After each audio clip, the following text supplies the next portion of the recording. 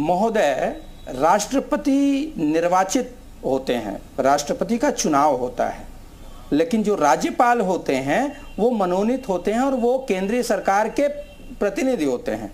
ठीक है, तो राष्ट्रपति और राज्यपाल दोनों को एक नहीं कर सकते आप।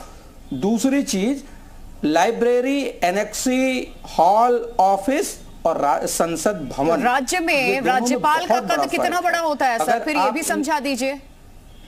अगर आप विधानसभा का इनॉग्रेशन कर रहे हैं, उद्घाटन कर रहे हैं और राज्यपाल के रहते आपके पार्टी के मुखिया पहुंच जाए, वहां के मुख्यमंत्री अगर इनॉग्रेशन करे और राज्यपाल उपस्थित ना हो, ये जायज है? राज्यपाल उपस्थित न हो इस बात के लिए तो मैंने नहीं कहा, लेकिन राज्यपाल के पास सारी पावर नहीं होती है, लेकिन राष्ट्रपति के पास पूरी पावर है। क्योंकि जो आर्टिकल हमारा है 79, वो ये कहता है कि राष्ट्रपति, लोकसभा, राज्यसभा, ये संसद की परिभाषा में ये ही तीन लोग हैं। जो प्रतिनिधि हैं, प्रधानमंत्री, वो लोकसभा के नेता हैं, राज्यसभा के नहीं हैं। राज्यसभा के वो उसमें भी, लोकसभा में भी सभापति जो हैं, स्पीकर, वो पहले व्यक्ति हैं लोकसभा के लिए, और राज्यसभा में उपराष्ट्रपति। तो अगर राष्ट्रपति के बाद बात की जाती है संसद में, तो उपराष्ट्रपति की बात होनी चाहिए, जबकि उपराष्ट्रपति को भी इन्होंने आमंत्रण नहीं दिया है।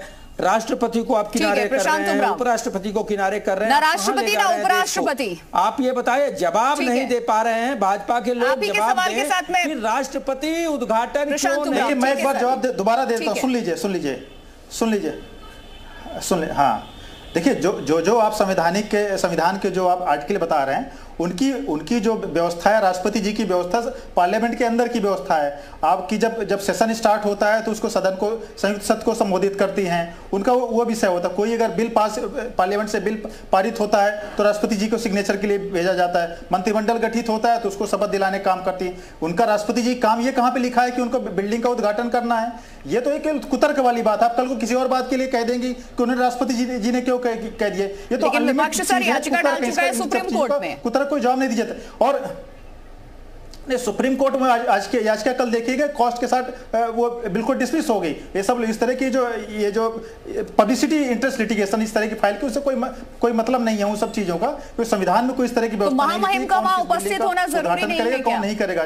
पर नहीं, उसमें कोई संविधान में ऐसी व्यवस्था नहीं है। ऐसे प्रधानमंत्री बहुत सारी चीजों को उद्घाटन करते हैं। प्रधानमंत्री जी सरकार के हेड हैं, उनका काम है वो वही करेंगे। राष्ट्रपति जी के जो कार्य हैं, राष्ट्रपति जी जब सदन के संयुक्त सत्र को संबोधित करती हैं तो ये सारा विपक्ष उनका वॉकआउट करता है, उनके बारे में अपशब्द बोलता है। इनके अधीर रंजन चौधरी राष्ट्रपति जी के बारे में क्या बोला, टीएमसी के नेता ने राष्ट्रपति जी के बारे में क्या बोला, सभी पूरा पब्लिक डोमेन में है। तब आपको राष्ट्रपति का सम्मान याद नहीं आता है? जब वो संवैधानिक दायित्वों का निर्वहन कर रही थी, संयुक्त सत्र को संबोधित कर रही थी, तब तो आपने उनका वॉकआउट किया, तब आपको याद नहीं है राष्ट्रपति का सम्मान? आज राष्ट्रपति का सम्मान याद आ रहा है। जब राष्ट्रपति जी को हमने चुनाव में खड़ा किया, तब आपने उसके विरोध में यशवंत सिन्हा को खड़ा किया, तब आपको आदिवासी दलित नहीं याद आया। लेकिन विपक्ष भी अपनी बातों के साथ, अपनी दलीलों के साथ अड़ा हुआ है। आपकी मानसिकता है, जयप्रकाश पांडे जी, आप उनके अधिकारों पे कुठाराघात करके खुद इनॉग्रेशन करने आ रहे हैं। किसके अधिकार पे कुठाराघात हो रहा है सर? आप जिन क्लॉज का बात कर रहे हैं उसको आपने गिनवा दिया। उस क्लॉज को मैंने भी पढ़ा, कहीं भी जिक्र ये नहीं लिखा हुआ है कि राष्ट्रपति ही उद्घाटन करेंगे या प्रधानमंत्री ही उद्घाटन करेंगे या नहीं करेंगे। ये नहीं है, ये तो मत कम से कम गुमराह कीजिए। मैं पूछ रहा हूं कि संसद है, प्रधानमंत्री सिर्फ लोकसभा के नेता है, में राष्ट्रपति लोकसभा, राज्यसभा, लेकिन नहीं लिखा है, इस चीज का जिक्र नहीं है। हाथ जोड़ के विनती करता हूं, मुझे 30 सेकंड बिना इंटरप्ट किए आपको 3 मिनट दिया था सर, 3 मिनट दिया था बिना इंटरप्ट किए। आपके जवाब को सभी ने सुना, पैनल पे और भी लोग हैं। जयप्रकाश पांडे जी जब बोलते हैं तो आप एक बार इंटरप्ट नहीं करते। एक मिनट सर, एक मिनट सुनिए। बीजेपी के प्रवक्ता ने जब बोलना शुरू किया, बीच में 3 बार सवाल किया मैंने उनसे, आवाज गई होगी आपको। बहुत आसान हो जाता है आप लोगों के लिए। बीच में उनको नहीं इंटरप्ट। देखिए, ऐसा है कि आपसे एक बात शुरू में कही थी, समस्या है, मीडिया से भी समस्या है। जो सरकार के पक्ष में बोलता है वो सरकार का एजेंट हो जाता है। लेकिन उसका दूसरा पहलू देखिए, जो सरकार की गलत नीतियों का विरोध करता है, ये सरकार उसको देशद्रोही, पाकिस्तानी, मुल्ला परस्त क्या क्या कहने लगती है। आप वो बात तो नहीं कहती। आखिर क्यों? सवाल आपने मेरा सुना क्या था बीजेपी से? सवाल सुना संगोल को लेकर के मैंने सवाल किया था कि क्यों आप लेकर के आ रहे हैं संसद के भीतर। सवाल मैंने ये किया, क्या राष्ट्रपति महामहिम का उपस्थित होना वहां जरूरी नहीं है, उन्हें निमंत्रण नहीं भेजना चाहिए था? ये भी सवाल किया, ये नहीं सुना आपने। ये भी मैंने पूछा कि आखिरकार राष्ट्रपति को निमंत्रण क्यों नहीं दिया गया? जब वो समझा रहे थे आपको दिक्कत है, आप वहां पे सवाल कीजिए ना।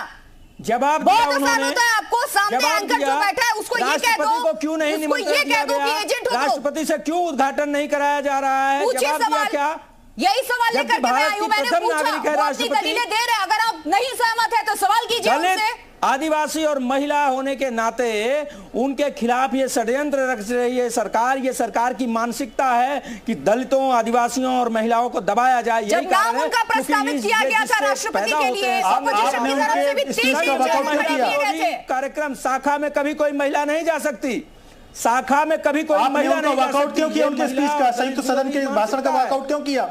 महिला, दलित विरोधी, आदिवासी कौन महिला कहाँ नहीं जा सकती ये पता है। लोगों ने उनका अपमान किया, फेस पे ये चीज मत गिनवाइए, ये करने के लिए हम यहाँ नहीं बैठे। किसको कहा मंदिर मस्जिद जाने की इजाजत है, महिलाओं को नहीं है, ये सब पता है। ये गिनवाने के लिए यहाँ हम नहीं बैठे हुए हैं। जयप्रकाश पांडे जी, शाखा ये जहां से पैदा होके आते हैं, भाजपा जहां से संचालित होती है, उस शाखा में महिलाओं को जाने के लिए पूर्णतः प्रतिबंध है। आप क्या बात कर रही हैं?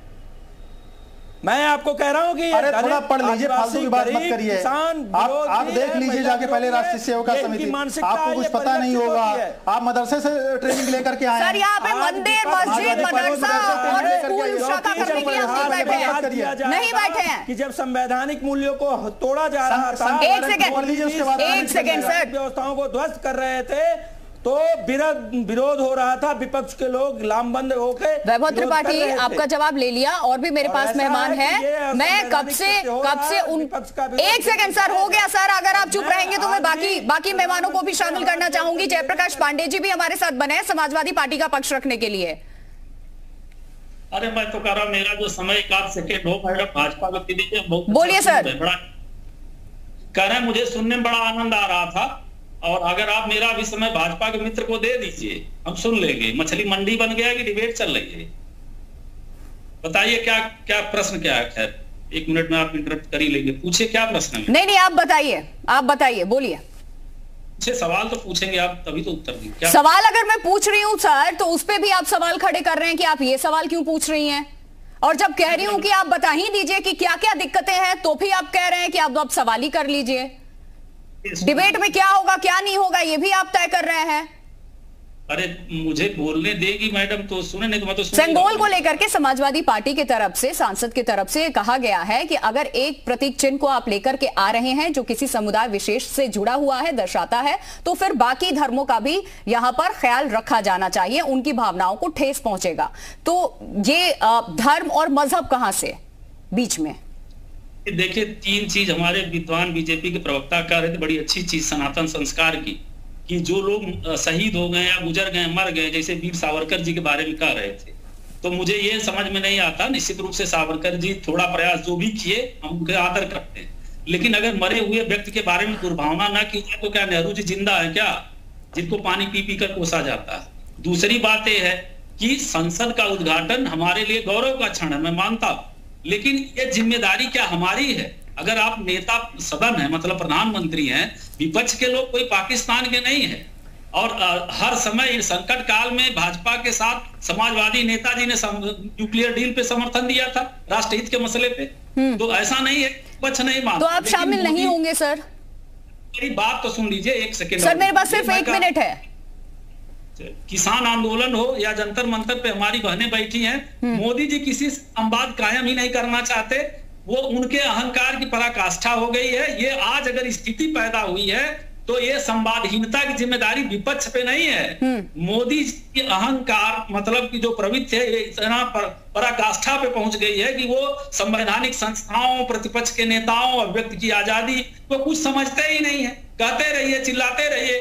अगर सदन का उद्घाटन होगा, सदन का तो रूस में भी सदन है, चीन में भी बहुत बढ़िया बिल्डिंग है, लेकिन अगर प्रतिपक्ष नहीं होगा तो कौन सा लोकतंत्र होगा? उसकी चिंताएं हैं, लोग मजाक उड़ा रहे, ठीक है, कह रहे हैं कि राष्ट्रपति विरोध किए। प्रशांत उमराव, एक लाइन में जवाब, ठीक है। प्रशांत उमराव, एक लाइन में जवाब। विपक्ष को सरकार का विरोध करने का अधिकार है, लेकिन तर्कसंगत होना चाहिए। ऐसा नहीं कि सारा विपक्ष ही विरोध कर रहा है। सब जिनका